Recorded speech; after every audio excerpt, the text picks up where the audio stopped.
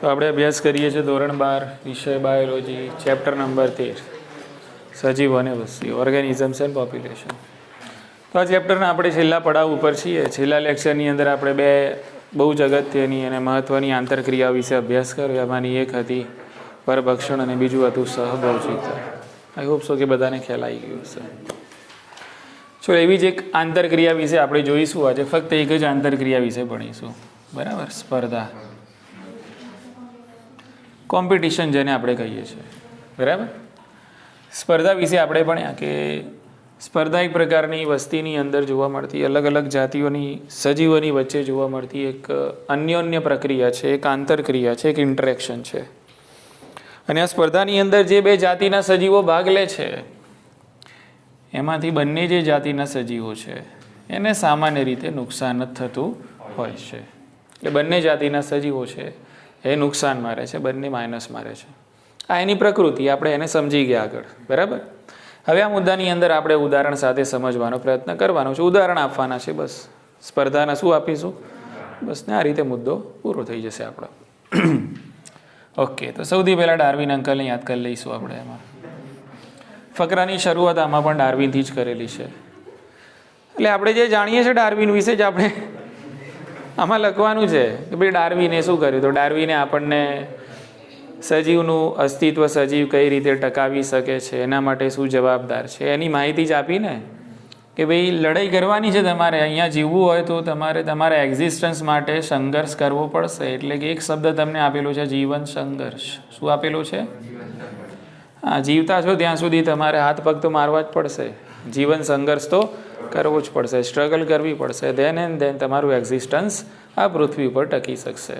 બરાબર કે. અને બીજું છે યોગ્યતમની ચિરંજીવિતા. યોગ્યતમ એટલે જે ફિટ છે, એમ જે ફિટ છે એ ચિરંજીવી રહેશે. યોગ્યતમની ચિરંજીવિતા એટલે સર્વાઈવલ ઓફ ધી ફિટેસ્ટ. જે યોગ્ય છે, જે પ્રકૃતિને પસંદ, મતલબ પ્રકૃતિ જેને પસંદ કરે છે, જે પ્રકૃતિના ઢાંચામાં ફિટ થઈ જાય છે, જે યોગ્ય છે એનું જ અસ્તિત્વ રહેશે, બાકીનું રહેશે અહીં, આપણે જાણીએ છીએ. ક્લિયર? ઓકે. અને આ જ મુદ્દા પરથી તમને સ્પર્ધાની અંદર એન્ટ્રી કરાવેલી છે. બરાબર કે ભાઈ ઉદ્વિકાસના ચેપ્ટરમાં આપણે અત્યારે હાલ ભણી રહ્યા છીએ. બરાબર, એમાં એક ઉદ્વિકાસનો જે ટાઈપ હતો એ હતો કાર્બનિક ઉદ્વિકાસ. કયો હતો? કાર્બનિક ઉદ્વિકાસ. બરાબર. તો જે ઓર્ગેનિક ઇવોલ્યુશન છે, આ ઓર્ગેનિક ઇવોલ્યુશન માટે ક્યાંક ને ક્યાંક સ્પર્ધા જે છે કે જે આપણને વિવિધ પ્રકારની જાતિઓના સજીવો વચ્ચે જોવા મળે છે, એક અગત્યનું પાસું, એક અગત્યનું પરિબળ છે. શું? સ્પર્ધા. તો સ્પર્ધાના કારણે થયો છે કાર્બનિક ઉદ્વિકાસ, એવું એ કહેવા માંગે છે. ક્લિયર? કે ત્રીજા મુદ્દાની અંદર આપણે સમજવાનું છે કે ભાઈ આ જે સ્પર્ધા છે કોની વચ્ચે થાય? સ્પર્ધા કોની વચ્ચે થાય? આ મુદ્દા સમજી ગયા ને? પહેલાં તો ડાર્વિન અંકલની તારીફ કરવાની આપણે, પછી કાર્બનિક ઉદ્વિકાસ માટે કારણ જવાબદાર ઠેરાવવાનું કોને? સ્પર્ધા છે. કે ભાઈ કાર્બનિક જે ઉદ્વિકાસ થયો છે એના માટે કંઈક ને કંઈક રીતે જવાબદાર છે એક શક્તિશાળી પરિબળ, એક શક્તિશાળી પાસું કહેવાય કે ભાઈ સજીવોની અંદર થાય છે સ્પર્ધા થાય છે. બરાબર કે. અને એના કારણે થાય છે ઉદ્વિકાસ, એટલે કે નવી જાતિઓ જન્મ લે છે. જે બળવાન છે આગળ વધે છે, પોતાની સંતતિ વધારે છે અને આગળ જઈને નવી જાતિઓ છે પેદા થાય છે. ઇઝી છે ને? કે હવે સ્પર્ધા કોની વચ્ચે થાય? તો આમાં બે ઓપ્શન આપણે આપી. સરસ મજાનો મુદ્દો છે ને, સમજવા લાયક છે. કે તો આમાં પહેલાં તમને સમજાવ્યું છે કે ભાઈ સ્પર્ધા ક્યાં જોવા મળે. બરાબર. ઓકે. તો ઓપ્શન એ, સ્પર્ધા આપણને નજીકનો સંબંધ ધરાવતી જાતિઓ વચ્ચે જોવા મળે. નજીકનો સંબંધ ધરાવતી જાતિઓના સજીવો વચ્ચે આપણને જોવા મળે સ્પર્ધા. અને બીજું, સ્પર્ધા ત્યાં થશે જ્યાં મર્યાદિત સ્ત્રોતો છે. સ્ત્રોત કેવા છે? મર્યાદિત છે. આ બે કન્ડિશન સ્પર્ધા માટે જવાબદાર એમને બતાવી છે કે ભાઈ આ બે કન્ડિશનમાં શું થાય? સ્પર્ધા થાય. એક તો સ્ત્રોતો કેવા હોય? લિમિટેડ, મર્યાદિત હોય. અને બીજું, હા, એવી જાતિઓ વચ્ચે થાય કે જે એકબીજાથી નજીકનો સંબંધ ધરાવે છે. ખ્યાલ આવી ગયેલો? ઓબ્વિયસ. નજીકનો સંબંધ ધરાવતી જાતિઓનો સ્ત્રોત મર્યાદિત બી હશે અને બંનેનો એક જ હશે. કેવો હશે? બંનેને અલગ અલગ જમવાનું જોયું તો કોઈ સ્પર્ધા ખરી? એ કામ જાય, દેર ઇઝ નો કોમ્પિટિશન. કોઈ સ્પર્ધા છે? સ્ત્રોત પણ એક હોવો જોઈએ. પાછું કેવો? મર્યાદિત પણ હોવું જોઈએ અને એ બધી જાતિઓ એક સ્ત્રોત ઉપર ડિપેન્ડ કરતી હોવી. એટલે ડિપેન્ડ એક જ સ્ત્રોત પર ક્યારે ડિપેન્ડ કરે? જ્યારે એમની વચ્ચે નજીકનો શું હોય? સંબંધ હોય છે. બરાબર. આપણે માનવ તરીકે બધી જે માનવ વસ્તી છે, બધા માનવ સજીવો છે, બધાને જમવાની પ્રકૃતિ કેવી હોય છે? એક જેવી જ હોય છે. સ્ત્રોત આપણે જે જમતા હોય છે, કેટલાક શાકાહારી, કેટલાક માંસાહારી. બરાબર ને? ઓકે. તો એક તો નજીકનો સંબંધ ધરાવતી જાતિઓ અને બીજી કેવું? સ્ત્રોત મર્યાદિત હોય તો સ્પર્ધા છે પેદા થાય છે. પછી પાછું તમને અહીંયા વાળી લીધું છે. વાળી શું લીધી છે? કે ના, દરેક વખત એવું ના હોય કે ભાઈ નજીકના સંબંધ ધરાવતી જાતિઓ વચ્ચે જ સ્પર્ધા થાય, એવું ના હોય. ઘણીવાર એક જાતિ છે બીજી જાતિમાં જમીન આસમાનનો ફરક હોય ને, કોઈ જાતિ વચ્ચે કોઈ સંબંધ ના હોય તેમ છતાં પણ ઘણીવાર સ્પર્ધા જોવા મળે છે. મોટા ભાગે આ સાચું છે, પણ એવું બી નથી કે આ જ સાચું છે, એવું જરૂરી નથી. ઘણીવાર સ્પર્ધા એવી જાતિના સજીવો વચ્ચે પણ જોવા મળે છે કે જે બે જાતિઓ સ્પર્ધામાં ભાગ લે છે એમની વચ્ચે નજીકનો સંબંધ નહીં, દૂર દૂરનો પણ હોતો નથી. બોલો, ખ્યાલ આવી ગયો ને? દૂર દૂરથી સુધી એમને કોઈ સંબંધ હોય નહીં, તેમ છતાં પણ બંનેના સ્ત્રોત એક હશે તો પછી થશે સ્પર્ધા. બોલો, ખ્યાલ આવી ગયો ને? સમજી ગયા? ઓકે. તો એનું એક સરસ મજાનું ઉદાહરણ, આ મુદ્દો સમજાય એમ કહો. પહેલા જનરલ મુદ્દો છે કે સ્પર્ધા ક્યાં પેદા થશે? કે ભાઈ નજીકનો સંબંધ ધરાવતી જાતિઓ અને મર્યાદિત સ્ત્રોત. પછી એમ કહે છે કે ભાઈ દરેક વખત એવું જરૂરી નથી હોતું કે ભાઈ નજીકનો સંબંધ ધરાવતી જાતિઓ વચ્ચે સ્પર્ધા થાય, એવું જરૂરી છે. હા, દૂરનો સંબંધ ધરાવતી જાતિઓ કે જેને એકબીજાથી બિલકુલ નિસ્બત નથી એવી જાતિઓ વચ્ચે પણ સ્પર્ધા થાય છે. બોલો, ખ્યાલ આવી ગયો? તો સરસ મજાનું આ વસ્તુને સમજાવતું એક ઉદાહરણ આપેલું છે કે ભાઈ દક્ષિણ અમેરિકાના જે છીથરા તળાવો છે, ભારતના તો હોતા જ નથી કોઈ દાડો, બધું અમેરિકામાં જ છે. ઉદાહરણ અમેરિકા, વૈજ્ઞાનિક પણ ક્યાં? અમેરિકામાં. કે તો દક્ષિણ અમેરિકાના છીછરા તળાવો, દક્ષિણ અમેરિકાના કેવા તળાવો ભાઈ? હા, તો દક્ષિણ અમેરિકાના છીછરા તળાવોની મુલાકાત લેતા ઉડતા ઉડતા આવે છે આગંતુક ફ્લેમિંગો, સુરખાબ આવે છે. શું આવે છે? હા, મુદ્દો બહુ સરસ મજાનો છે, એક વાર્તા જેવું તમારે ક્રિએટ કરવાનું છે. આગંતુક સુરખાબ એટલે આપણે એને કહીશું ફ્લેમિંગો. બરાબર ને? ખ્યાલ આવી ગયો? કે તો હા, તો આગંતુક સુરખાબ છે, ઉડતા ઉડતા દક્ષિણ અમેરિકાના છીછરા જે તળાવો છે એની મુલાકાત લેવા આવે છે. શું એમને શોખ થાય છે? હા, પ્રાણી પ્લાવકો ખાવાનો. કોનો શોખ થાય છે? હા, એટલે આમનો જે સ્ત્રોત છે પ્રાણી પ્લાવકો. શું છે આમનો સ્ત્રોત? ઓકે. એક તો બહારથી આવ્યા છે તળાવમાં મુલાકાત લેવા માટે, એમનો સ્ત્રોત પાછો કયો છે? પ્રાણી પ્લાવકો. ચલો, આની સાથે સાથે એ જે તળાવ છે એમાં લોકલ માછલીઓ તો રહે છે જ ને, સ્થાનિક મત્સ્ય. ત્યાંની શું છે? હા, સ્થાનિક મત્સ્ય છે. ઓકે. તો આ ત્યાંની જે એ તળાવની અંદર તમને જે લોકલ ફિશિસ જોવા મળે છે, સ્થાનિક માછલીઓ જે જોવા મળે છે, એનો પણ સ્ત્રોત શું છે? બોલો, આ બેની વચ્ચે કોઈ જાતિમાં સંબંધ ખરો? કોઈ નજીકનો નહીં, દૂર દૂરનો પણ સંબંધ ખરો? તેમ પણ શું કરીએ અમને? કારણ કે બંનેનો સ્ત્રોત કેવો છે? એક જ છે. મુદ્દો પકડ્યો? સમજી ગયા ને? સ્ત્રોત એક છે એટલા માટે થઈ સ્પર્ધા. પણ અહીંયા નજીક સંબંધ, જાતિઓ વચ્ચે કોઈ નજીકનો સંબંધ છે નહીં, દૂર દૂરથી કોઈ સંબંધ. ઉદાહરણ ખબર પડી ગઈ? દક્ષિણ અમેરિકાના છીછરા તળાવોની મુલાકાત લેતા કોણ? આગંતુક સુરખાબ, ફ્લેમિંગો, અને ત્યાં જ વસતી કઈ? સ્થાનિક મત્સ્ય. બંનેનો સ્ત્રોત એક જ છે, પ્રાણી પ્લાવકો. તેમ છતાં પણ બંનેની વચ્ચે સ્પર્ધા જોવા મળે છે. ઇઝી. ચાલ, બીજો મુદ્દો પકડીએ. કયો? મર્યાદિત સ્ત્રોત. બરાબર. અને દર વખતે આ પણ જરૂરી નથી કે ભાઈ મર્યાદિત સ્ત્રોત હશે તો જ સ્પર્ધા થશે. ના, એવું જરૂરી છે નહીં. ઘણીવાર આપણને એવું પણ જોવા મળે કે ભાઈ સ્ત્રોતો તો અમર્યાદિત છે. સ્ત્રોતો કેવા છે? હા, સ્ત્રોતો અમર્યાદિત છે. અમર્યાદિત સ્ત્રોત હોવા છતાં પણ શું થઈ શકે છે? સ્પર્ધા થઈ શકે છે. એટલે આ વિધાનને આપણે બે બાજુથી તોડી નાખ્યું. આ બાજુથી તોડ્યું પહેલા મુદ્દામાં, બીજા મુદ્દામાં અહીંયાથી તોડવાનું છે. ખ્યાલ આવી ગયો ને? ઓકે. એટલે અમર્યાદિત જો સ્ત્રોતો હશે તો પણ શું થશે? સ્પર્ધા થશે. ક્લિયર? કે મુદ્દાને સમજવાનો પ્રયત્ન કરીએ, શું કહેવા માંગીએ છીએ. સમજી લો કે આ એક વિસ્તાર છે, અહીંયા સ્ત્રોત પડ્યા છે, અમર્યાદિત છે, વિશાળ, ઘણા બધા અમર્યાદિત સ્ત્રોત છે. બરાબર? કે અહીંયા છે જાતિ અને અહીંયા છે જાતિ બી, બંને જાતિઓ છે. ચલો, નજીકનો સંબંધ ધરાવે છે, આપણે એમ ધારી લઈએ. નજીકનો સંબંધ ધરાવતી આ બે જાતિઓ છે, અને આ બે જાતિઓ છે એનો સ્ત્રોત આ એક જ છે, પણ સ્ત્રોત પાછો અમર્યાદિત છે. પણ આ એક જાતિ જે છે એ પ્રભાવી છે. કેવી છે? બળવાન છે, પ્રભાવી છે, બળવાન છે, અથવા તો આપણે એમ કહી શકીએ કે ઉત્તમ છે. ક્લિયર? કે જેના મતલબ આની આગળ આ જાતિના ચણા પણ આવતા નથી. એટલે હું શું કહેવા માંગુ છું સમજી ગયા ને તમે? બરાબર ને? ઓકે. હવે જો આ જાતિ જ્યારે આ સ્ત્રોત લેવા જશે, બરાબર, તો આ જાતિ દૂરથી જોઈ રહેશે કે અત્યારે પેલું કે આપણે જવું છે નહીં, એ નીકળી જાય પછી આપણે જઈશું. એવું જ થયું ને? હાલાકી સ્ત્રોતની કોઈ કમી છે, પણ એક જાતિની હાજરીના કારણે બીજી જાતિની જે સ્ત્રોત પ્રાપ્ત કરવાની જે ક્ષમતા છે એમાં ઘટાડો થયો. બોલો હા કે ના? બોલો હા કે ના? બરાબર ને? આ ના હોત, આ જાતિ પ્રભાવી જાતિ ના હોત, તો આ જે જાતિ છે એને સ્ત્રોત મળી આ રાજા થઈ જતી ને. ઓકે. પણ એક બીજી જાતિ બી ત્યાં હાજર છે, બંનેનો સ્ત્રોત એક જ છે. આ બીજી જાતિ પણ ત્યાં હાજર છે, પણ આ જાતિની દખલગીરી થાય છે. આ જાતિની શું થાય છે?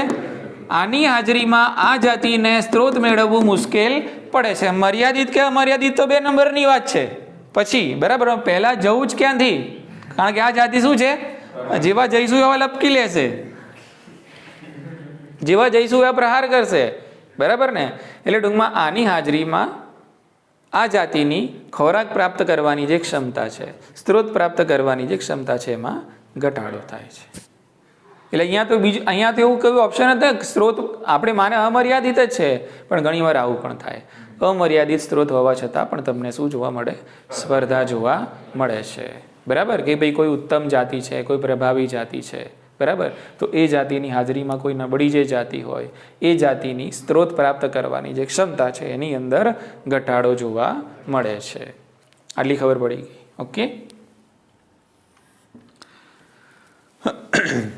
ચલો, હવે એના પછી તમને એક મુદ્દો આપેલો છે, વૈજ્ઞાનિકનું નામ આપીને ગોસ. વૈજ્ઞાનિકનું નામ શું છે? ગોસ. ઓકે. અને ગોસ અને બીજા એના ભાઈબંધો, એટલે બીજા એના પરિસ્થિતિવિદો. બીજા કયા? હા, ગોસ અને બીજા એના પરિસ્થિતિવિદો, એના જેવા એમના ભાઈબંધો, એ જ ફિલ્ડમાં કામ કરતા બીજા પરિસ્થિતિ જે વિદો છે એની વાત છે. તો ગોસ અને આ બીજા પરિસ્થિતિવિદો એવું સાબિત કરે છે કે નજીકના સંબંધ ધરાવતી જાતિઓ, એક તો મુદ્દો આ, નજીકના સંબંધ ધરાવતી જાતિઓ હોય, પ્લસ એમનો સ્ત્રોત એક જ હોય, અને પ્લસ મર્યાદિત હોય, તો ક્યારેક ને ક્યારેક એવું થશે કે બળવાન જાતિ પ્રભાવી થઈ જશે અને જે નબળી જાતિ છે એને ખસેડી દેશે. બોલો, ખ્યાલ આવ્યો ને? એક જ સ્ત્રોત હશે, સ્ત્રોત પણ કેવો હશે? મર્યાદિત હશે, અને બંને જાતિ કેવો? નજીકનો સંબંધ ધરાવતી હશે, તો વધારે ટાઈમ સુધી સાથે રહી શકે નહીં. એક જ બસમાં બે ડ્રાઈવર ચાલે નહીં. ખ્યાલ આવી ગયો કે નહીં? ઓકે. એટલે સ્ત્રોત એક જ છે, બસ એક જ ચલાવી છે, બરાબર, તો બે ડ્રાઈવર ચાલે, સ્ટેરિંગ એક જ હોય છે, એટલે ગમે ત્યારે એકને ખસી જવું પડે. ઉતરી મગજમાં વાત? બસ આ સેટિંગ છે આમાં, બીજું કંઈ છે? પાછળ સમજાય છે બધાને? આપણે આપણી લોકલ લેંગ્વેજમાં સમજવાનો પ્રયત્ન કરી રહ્યા છીએ. લખવાનું છે વૈજ્ઞાનિક ડબેથી, લખવાનું કેવું છે? હા, આપણે સમજવાનો પ્રયત્ન આપણી ભાષામાં, જે રીતે આપણી જે રોજની કોમ્યુનિકેશનની ભાષા છે એ ભાષામાં હું તમને સમજાવવાનો પ્રયત્ન કરું છું. સમજાય છે હા કે ના? ઓકે. તો ગોસ અને બીજા પરિસ્થિતિવિદો એવું દર્શાવે છે કે ભાઈ નજીકનો સંબંધ ધરાવતી જાતિઓ, નજીકનો સંબંધ ધરાવતી જાતિઓ, આખું વાક્ય ને એવું મુદ્દા લખીશ ખાલી, બરાબર. તો આ જે નજીકનો સંબંધ ધરાવતી જાતિઓ છે, પ્લસ એમના સ્ત્રોતો પણ કેવા છે? મર્યાદિત છે, અને એક જ છે. સ્ત્રોત કેવા છે? એક જ છે. સમજી લો કે A, B, C, D આ રીતે 4 જાતિઓ છે કે જે એકબીજા સાથે નજીકનો સંબંધ ધરાવે છે, મર્યાદિત સ્ત્રોત છે. તો બધી ક્યારેક ને મતલબ સાથે બહુ ટાઈમ સુધી રહી શકે, ક્યારેક તો વાસણ ખખડવાના જ છે. ખ્યાલ આવી ગયો ને? ઓકે. એટલે જે બળવાન હશે એ હાવી થઈ જશે, સ્ત્રોત મેળવી લેશે, એટલે જે નબળી છે એને સ્ત્રોત મળશે. એટલે લાંબા સમય સુધી આ બધી જાતિઓ સાથે રહી શકતી નથી. બળવાન જાતિઓ નબળી જાતિઓને કેવી કરે છે? ખસેડી દે છે. એટલે એ નિવાસસ્થાનમાં હવે બીજી જાતિઓ જોવા મળશે. સેટ મુદ્દો? ચાલો, પાછું શું કહે છે કે ના, દરેક વખતે પાછું પ્રેક્ટિકલી આવું થતું, દરેક વખતે તમે એમ કહો કે પ્રેક્ટિકલી આવું થાય છે, તો દરેક વખતે આવું પ્રેક્ટિકલી પોસિબલ છે નહીં. પાછું કહે છે ઘણી વખત થાય છે બી ખરું, પાછું એમ કહે છે. કન્ફ્યુઝ કરે છે આપણને મુદ્દામાં. જે મારી રીતે કન્ફ્યુઝ કર્યા ને, પહેલા શું કીધું એને? હા, નજીકનો સંબંધ ધરાવતી અને મર્યાદિત સ્ત્રોત ધરાવતી જાતિઓ વચ્ચે સામાન્ય રીતે સ્પર્ધા થાય છે, પણ પછી કહે છે ના, એવું ના બને, આવું બી થાય ને આમ બી થાય. અમર્યાદિત સ્ત્રોત હોય તો બી સ્પર્ધા થાય, નજીકનો સંબંધ ના હોય તો પણ સ્પર્ધા થાય. પછી સમજાવે છે ઘોષ અને બીજા પરિસ્થિતિવિદો આપણને કે ભાઈ નજીકનો સંબંધ હોય, મર્યાદિત સ્ત્રોત હોય અને સ્ત્રોત એક જ હોય તો નબળી જાતિઓ છે એ ધીમે ધીમે ખસી જશે, એની જગ્યાએ પ્રભાવી જાતિઓ છે પોતાનું સ્થાન બનાવી લે છે. તો પાછું એમ છે કે ના બધી જગ્યાએ આવું પ્રેક્ટિકલી પોસિબલ છે નહીં, એટલે એવા એના આમ ઓથેન્ટિક એટલા બધા પુરાવા મળેલા છે નહીં. તેમ છતાં પણ એક બે ઉદાહરણ છે કે જે આ વસ્તુને સાબિત કરે છે. બોલો, ખ્યાલ આવી ગયો ને? સમજી ગયા? ઓકે. તો એક સરસ મજાનું ઉદાહરણ છે બુદ્ધ વિકાસની અંદર. આપણે ડાર્વિનના મુદ્દાની અંદર પણ આપણે ભણ્યા છીએ, બરાબર. ડાર્વિન ગયા હતા ગેલેપેગોસ ટાપુ પર. ક્યાં ગયા હતા? હા, તો અહીંયા મુદ્દો છે, સેન્ટરમાં લખીશું આપણે આ ટાપુનું નામ, બરાબર. ગેલોપેગસ ટાપુ, ગેલોપેગસ બરફનો ટાપુ.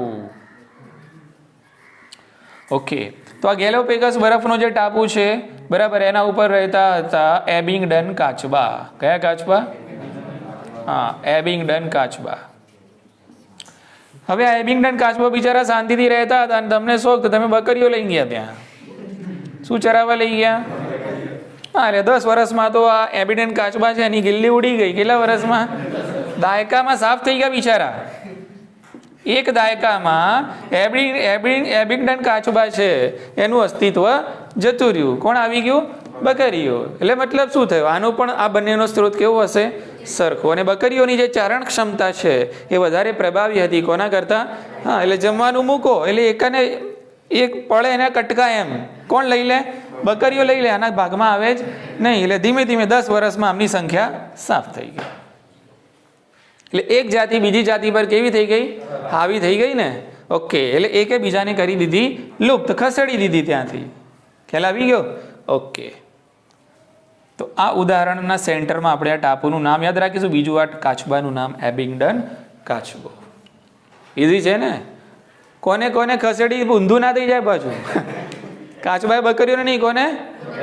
હા. અને આનું નામ ખાસ યાદ. મારે ઘણીવાર આ નામની અંદર બહુ ભૂલો થાય છે. ગેલોપેગસ ટાપુ, બરાબર. ચલો, એવું જ આવું જ એક ઉદાહરણ જોઈ લઈએ. સ્પર્ધાત્મક મુક્તિ. શાનું ઉદાહરણ છે? સ્પર્ધાત્મક મુક્તિ. જુઓ, સમજી લો, પહેલા શબ્દને સમજી લો એટલે સીધો મુદ્દો મગજમાં. સ્પર્ધા થશે તો મુક્તિ થશે. મુક્તિ એટલે એક રહેશે ને બીજું મુક્ત થઈ જતું રહેશે. એને કહેવાય સ્પર્ધાત્મક મુક્તિ. ઇઝી છે. તો આનું એક સરસ મજાનું ઉદાહરણ આપણને આપેલું છે. ઓકે. એમાં એક વૈજ્ઞાનિકનું નામ આપેલું છે આપણને, બરાબર. ઓકે. કાનેલ. વૈજ્ઞાનિકનું નામ શું છે? કાનેલ. તો કાનેલે છે ને લાવણ્ય ક્ષેત્રમાં પ્રયોગો કર્યા છે. ક્ષારવાળો વિસ્તાર હોય ને, બરાબર, એને કહેવાય લાવણ્ય ક્ષેત્ર. તો લાવણ્ય ક્ષેત્રના એના કાનેલના જે પ્રયોગો છે એ પ્રયોગો શું દર્શાવે છે? તો એક સ્થાન આપણે સ્કોટલેન્ડ નક્કી કરી લે. કયું? હા, ઓકે. તો આ જે સ્કોટલેન્ડ છે એનો સમુદ્ર પથરાળ તટ, સમુદ્ર તટ, ત્યાં પથરાવાળી જમીન હોય ત્યાં એને જોવા મળતા હતા બર્નેકલ. કયા? હા, બર્નેકલ. અને ઉત્તમ બર્નેકલ. ઉત્તમ બર્નેકલ. ઉત્તમ એટલે કેવા? સમજી લો, મોટી સાઈઝના, મોટા કદના ઉત્તમ બર્નેકલ, પ્રભાવી, બરાબર, કે જે હાવી થઈ જાય એવા બર્નેકલ. એક મોટા કદના ઉત્તમ બર્નેકલ. અને સમુદ્ર તટ આંતરજુવાળે ક્ષેત્રની અંદર આની સંખ્યા એને કેવી જોવા મળી? વધારે જોવા મળી. પણ આ ઉત્તમ બર્નેકલનું નામ યાદ રાખજો, બેલેનસ. શું નામ છે આનું? હા, બેલેનસ ઉત્તમ બર્નેકલનું નામ. બોલો, ખ્યાલ આવી ગયો ને? ઓકે. અને એ જ રીતે એ જ જગ્યામાં જોવા મળતા હતા બીજા નબળા બર્નેકલ, નાના કદના. કેવા? હા, નાના કદના નબળા બર્નેકલ જોવા મળતા હતા. બિચારા પ્રભાવી નહોતા થતા. ચેથેલેમસ. આ બર્નેકલનું નામ શું છે? હા, એટલે આ બર્નેકલના નામ છે બેલેનસ અને ચેથેલેમસ. ક્લિયર ને? ખબર પડી કે તમને શું થવાનું છે? બંને એક જ નજીકનો સંબંધ ધરાવે છે. આ મોટા કદના પ્રભાવી બળવાન છે, આના કેવા છે? નાના કદના બાપડા બિચારા છે, બરાબર. એટલે ખોરાક બધો આ લઈ જવાના. સ્ત્રોત ભલે ગમે ત્યારે આમની જાતિ કેવી થવાની, એટલે ગમે ત્યારે આ બિચારા ચેથેલેમસ ત્યાંથી સારું કે તમે ખાઓ, અમે જઈએ છીએ હવે. એવું જ થયું ને, બરાબર. ઓકે. આ થઈ સ્પર્ધા. એટલે એક જાતિ બળવાન હશે, બરાબર, અને નજીકનો સંબંધ ધરાવતી હશે અને સ્ત્રોત મર્યાદિત હશે ને એક હશે, તો ગમે ત્યારે એક જાતિ છે તેને જગ્યા છોડવી પડશે. એટલે ધીમે ધીમે આ જાતિના સજીવોની સંખ્યા કેવી થશે? વધશે. અને આ જાતિના જે સજીવો છે ચોક્કસ ભૌગોલિક વિસ્તાર પૂરતા જ સીમિત રહી જશે.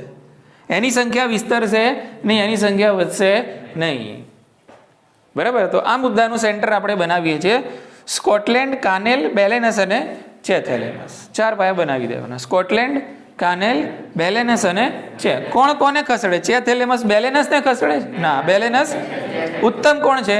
બેલેનસ. નબળું કોણ છે? છે થેલેમસ. ઓકે, છે બંને બર્નેકલ, એટલે બંનેનો સ્ત્રોત કેવો છે? એક જ છે. વૈજ્ઞાનિકનું નામ છે કાનેલો. કાનેલના લાવણ્ય ક્ષેત્રના શું છે? આ બધા પ્રયોગો છે. બરાબર. એમને જોયું કે ભાઈ આ સ્કોટલેન્ડના સમુદ્ર પથરાળ જે તટ છે ત્યાં બેલેનસની સંખ્યા એમને કેવી જોવા મળી? વધારે જોવા મળી. અને એની સરખામણીમાં છે થેલેમસની સંખ્યા એમને ઓછી જોવા મળી આંતર જુવાળીય ક્ષેત્રની અંદર. તો એના માટે એમને જવાબદાર ઠેરવી કોને? સ્પર્ધાને. સેટ છે મુદ્દો? એકદમ ઇઝી. બરાબર. ચાલો આગળ વધીએ. ફરીથી પાછા મુદ્દાની અંદર એન્ટ્રી મારે છે ગોસ. રહી જતું તું હજુ એમને, એટલે હજી ફરી સમજાવવા આવે છે. ગોસે દર્શાવ્યું, આ જ દર્શાવ્યું છે, ફરીથી આ જ આપેલું છે. કઈ નવું છે? કે ગોસે દર્શાવ્યું કે બે નજીકનો સંબંધ ધરાવતી જાતિઓ મર્યાદિત એક જ સ્ત્રોત, અને જો સ્ત્રોત મર્યાદિત હોય તો બહુ જ લાંબા સમય માટે સાથે રહી શકતી નથી. કોઈ એક બળવાન જાતિ છે, એ પોતાની જગ્યા છે, એ મતલબ પોતાની જગ્યા છે અકબંધ રાખશે, એક્ઝિસ્ટન્સ રાખશે, અને બીજી જે નબળી જાતિ છે ત્યાંથી ખસી જશે. આ ગોસનું માનવું. બરાબર ને? કે હવે શું થશે કહો? હવે શું થશે? આવું દર વખતે જોવા મળતું નથી. આ મુદ્દામાં એવું જ છે. હવે આવું દર વખતે જોવા મળતું નથી. બરાબર. પ્રેક્ટિકલી પોસિબલ છે નહીં. બરાબર. ઓકે, તો એનું ઉદાહરણ જોઈ લેવાનું હવે. બરાબર. કે ભાઈ નજીકનો ભલે સંબંધ ધરાવતી હોય, બરાબર, તેમ છતાં પણ કેટલીક જાતિઓ છે, કેટલાક સજીવોની જાતિઓ છે, નજીકનો સંબંધ ધરાવતી સજીવોની જાતિઓ છે, બરાબર, સાથે રહી શકે છે. બરાબર. ઓકે, એટલે અહીંયા સ્પર્ધા કરીને એક જાતિને દૂર નથી કરી દેવાની. ગોસનું શું માનવું છે તો ખબર પડી ગઈ ને. નજીકનો સંબંધ હશે ને અલગ અલગ જાતિઓ હશે, મર્યાદિત સ્ત્રોત હશે, સ્ત્રોત એક જ હશે, તો ક્યારેક ને ક્યારેક બળવાન જાતિ છે પોતાની જગ્યા લઈ લેશે ને પેલી નબળી જાતિ છે ખસી જવાની છે. ક્યારેક ને આવું બનશે. એટલે સાથે લાંબા સમય સુધી રહી શકશે નહીં. કોનું માનવું? ગોસનું માનવું. બરાબર. કે હવે આમાં પણ આપણે હવે ફાળ પાડીશું. એટલે કે ભાઈ ના બરાબર છે, પણ બધામાં આ વિધાન સાચું નથી. અમે એવા કેટલાક ઉદાહરણ જોયા છે કે ભાઈ નજીકનો સંબંધ ધરાવે છે તેમ છતાં પણ સાથે રહેતા હોય છે. હા કે ના? બરાબર ને? ઓકે, તો અહીંયા એક બીજા વૈજ્ઞાનિકનું નામ આવે છે મેક આર્થર. બીજા વૈજ્ઞાનિક કયા છે? યાદ રાખજો, મેક આર્થર. અને મુદ્દો જે છે સહ અસ્તિત્વનો છે. મુદ્દો કયો છે? સહ અસ્તિત્વ. અસ્તિત્વ ટકાવી રાખવાનું છે સાથે, એમ સાથે રહેવાનું છે, લડવા ઝઘડવાનું છે નહીં. બરાબર ને? ઓકે, તો સહ અસ્તિત્વનો મુદ્દો છે. એટલે આ શું કહેવા માંગે છે કે ભાઈ નજીકનો સંબંધ ધરાવતી જાતિઓ હોય, સ્ત્રોત મર્યાદિત હોય અને એક જ સ્ત્રોત હોય, તેમ છતાં પણ ઘણી જાતિઓ છે સાથે લાંબા સમય સુધી રહી શકે છે. ઉતરી મગજમાં વાત? ઓકે, તો અહીંયા થશે શું? અહીંયા સ્પર્ધાત્મક મુક્તિ થશે નહીં કે એક બળવાન બનીને બીજી, એવું અહીંયા નહીં બને. અહીંયા શું થશે? બધા સાથે ચાલશે. ટૂંકમાં સાથે ચાલવું હોય તો સ્પર્ધાને ટાળવી પડે ને, તો સાથે ચાલી શકીએ ને. કોમ્પિટિશન ટાળવી પડે, લડવું ઝઘડવું પડે નહીં. સાથે એકબીજાના સ્વભાવને શું કરવો પડે? ઓળખવો પડે, તો સાથે રહી શકે, બાકી પોસિબલ છે નહીં. ઓકે, એટલે સમજી લો કે અહીંયા માની લો કે જાતિઓ તો આપણી ABCD જ રહેવાની હોય, નહીં બદલાય. 4 જાતિઓ છે કઈ? ABCD. અને નજીકનો સંબંધ ધરાવે છે. ઓકે, સ્ત્રોત બધાનો એક જ છે. સ્ત્રોત મર્યાદિત બી છે અને બધાનો એક બી છે. પણ આ એમ કહે છે કે ભાઈ ચલો આપણે સ્પર્ધાના એટલે આપણે હું સવારે સ્ત્રોત પ્રાપ્ત કરી લઈશ. બરાબર. હું જરા થોડુંક બપોર જેવું થાય, એટલે બપોરે હું જઈશ, ભીડ ના હોય. બરાબર. હું જઈશ સાંજે, અને આપણે રાતના રાજા. ખબર પડી ગઈ? એટલે કોઈને ભેટાડો થયો? કોઈની દખલગીરી થઈ સ્ત્રોત પ્રાપ્ત કરવામાં? કોઈની દખલગીરી થઈ નહીં. કર્યું શું આ બધાએ સજીવોએ? તો આ બધાએ કર્યું પોતાની જે ચારણ ક્ષમતાની પ્રવૃત્તિ છે, બિહેવિયર. પોતાનું શું? હા, પોતાની જે ચારણ ક્ષમતા છે, બરાબર, એ ચારણ ક્ષમતાની અંદર એ લાવ્યા વિવિધતા. શું લાવ્યા? વિવિધતા. કે બધાને એક સાથે છે સ્ત્રોત લેવા જવું છે નહીં. મારી ચારણ પ્રકૃતિ અલગ સ્ટાઇલની છે, બરાબર, એટલે હું અલગ સ્ટાઇલથી રહીશ, તારે અલગ સ્ટાઇલ, તારી સ્ટાઇલમાં રહેવાનું. કોઈની સ્ટાઇલમાં ઇન્ટરફિયર કરશે નહીં. એટલે બધાની ચારણ પ્રકૃતિ ખોરાક મેળવવાની કેવી હતી? અલગ અલગ હતી. બરાબર. તો અલગ અલગ ચારણ પ્રકૃતિના કારણે કોઈની અંદર માથું મારતું નથી. ભાઈ તારે સવારે જા, તું બપોરે જા, દરેકે ચારણ પેટર્ન બદલી, દરેકે બિહેવિયર કેવું કર્યું? બદલ્યું. જી ઓર જીને દો. કેવું? હા, એટલે ત્યારે આ બધા શું રહી શક્યા? સાથે રહી શક્યા. ખ્યાલ આવી ગયો ને? એક જ નજીકનો સંબંધ ધરાવે છે, એક જ ખાનદાનના છે એમ સમજી લઈએ આપણે, અને બધાનો સ્ત્રોત કેવો છે? એક જ, તેમ છતાં પણ બધા સાથે રહે છે. બરાબર ને? ઓકે. સંયુક્ત કુટુંબ શું કહેવાય એને? હા, ચલો આનું મેક આર્થર આને સમજાવે છે આ રીતે, એક ઉદાહરણ આપણને પૂરું પાડે છે કે ભાઈ એક વૃક્ષ છે, બરાબર? આ એક વૃક્ષ છે, એના ઉપર અલગ 5 જાતની ફુદકીઓ રહે છે. 5 જાતની શું છે? ફુદકીઓ. એના ફુદકીઓ શું છે? કૌંસમાં સમજાવ્યું છે કે ગાનાર અને ટહુકનાર પક્ષીઓ, ગાનાર અને ટહુકનાર પક્ષીઓ, એને શું કીધું? એને ફુદકીઓ. તો વૃક્ષ એક જ છે, જુઓ વૃક્ષ શું છે? એક જ છે. હવે ફુદકીઓનો ખોરાક કીટકો છે. ફુદકીઓનો ખોરાક શું છે? હા, તો આ વૃક્ષ ઉપર છે 5 જાતની ફુદકીઓ છે, એ સહ અસ્તિત્વ ધરાવે છે. એટલે આ જ વસ્તુ આમાં ફીટ બેસાડવાની આપણે. અલગ અલગ 5 જાતની નજીકનો સંબંધ ધરાવતી જાતિઓ છે, એક જ બધાનો સ્ત્રોત છે, તેમ છતાં પણ આ 5 જાતની જે ફુદકીઓ છે પોતાની જે ચારણ પ્રકૃતિ છે, ચારણ કૌશલ્ય છે, એની અંદર વિવિધતા લાવે છે, અલગ અલગ બિહેવિયર લાવે છે, જેના કારણે બધાને સ્પર્ધા થતી નથી અને બધાને સ્ત્રોત મળી પણ રહે છે અને બધા સાથે પણ રહી શકે છે. ઇઝી છે. તો અહીંયા આપણે બધા મુદ્દા પૂરા કર્યા. કોના? સ્પર્ધા. તો આને કહીએ છીએ આપણે સ્પર્ધા. કન્ફ્યુઝ કરે છે નહીં આ મુદ્દો? ઘડીકમાં હા, ઘડીકમાં ના. કાલે આપણે બીજા મુદ્દાઓની ચર્ચા